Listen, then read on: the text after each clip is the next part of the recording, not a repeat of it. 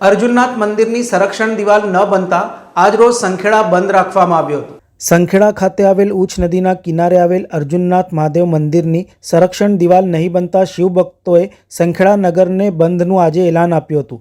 અર્જુનનાથ મંદિરની પાછળના ભાગમાં 2.5 વર્ષ અગાઉ ભારે વરસાદના કારણે માટીનું ધોવાણ થતાં અમુક ભાગ બેસી જતાં ખૂબ જ નુકસાન થયું હતું। શિવભક્તોએ છેલ્લા ઘણા સમયથી મંદિરના પાછળના ભાગે સંરક્ષણ દિવાલ બનાવવાની માંગણી કરતા હતા અને તંત્ર તેમજ ચૂંટાયેલા પ્રતિનિધિઓને વારંવાર રજૂઆતો કરવા છતાંય શિવભક્તોનું કોઈ સાંભળવા તૈયાર ન થતાં લોકોમાં આક્રોશ ફેલાયો હતો। તંત્રને જગાડવા ચોકડી પર રામધૂન કરી હતી અને આજરોજ સંખેડા બંધનું એલાન આપ્યું હતું, જેમાં મુસ્લિમોએ પણ સાથ સહકાર આપતા તમામ બજારો જળ બેસલાક બંધ રહ્યા હતા।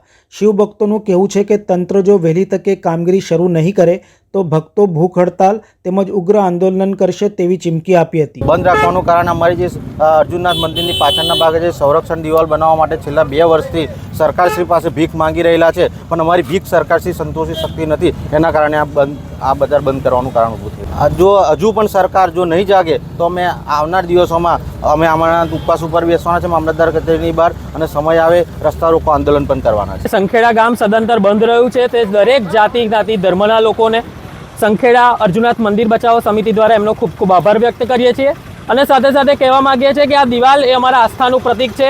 એ દિવાલ જો બને તો અમારું જે મંદિર છે એ જળવાઈ રહે અને લોકો નિરંતર અહીંયા આ વર્ષો સુધી દર્શન કરવા આવતા રહે। એટલા માટે અમે માગણી કરી છે। સરકારમાં 2.5 વર્ષોથી વધારે સમય વીત્યો હોવા છતાં પણ આજ દિન સુધી અમને દિવાલ મંજૂર કરાવી આપતી નથી। એટલું જ કહેવું છે કે વિરોધ પક્ષના નેતા હોવા છતાં, વિરોધ પક્ષના ધારાસભ્ય હોવા છતાં ધીરુભાઈ ભીલ જો 2.5 કરોડ મંજૂર કરાવી શકતા હોય તો આ ચાલુ ધારાસભ્ય એમની પાર્ટીની જ સરકાર છે તો 1 રૂપિયો આજ દિન સુધી 2.5 વર્ષ વીતવા હોવા છતાં પણ કેમ મંજૂર કરાવી ન શક્યા એ મોટો પ્રશ્ન છે। કાં તો 2 જ કારણ હોઈ શકે દિવાલ ન બનવાના, કાં તો ધારાસભ્ય અમારો રજૂઆત કરતો ન હોવો જોઈએ, કાં તો સરકાર અમારું સાંભળતી ન હોવી જોઈએ। આ જ કારણના લીધે અમારું કામ અટક્યું છે। વારંવાર રજૂઆત કરવા છતાં પણ જો સરકાર અમારું સાંભળે નહીં તો આનાથી પણ ઉગ્ર આંદોલન કરીને આ મરનાથ ઉપવાસ પર પણ બેસવા અમે તત્પર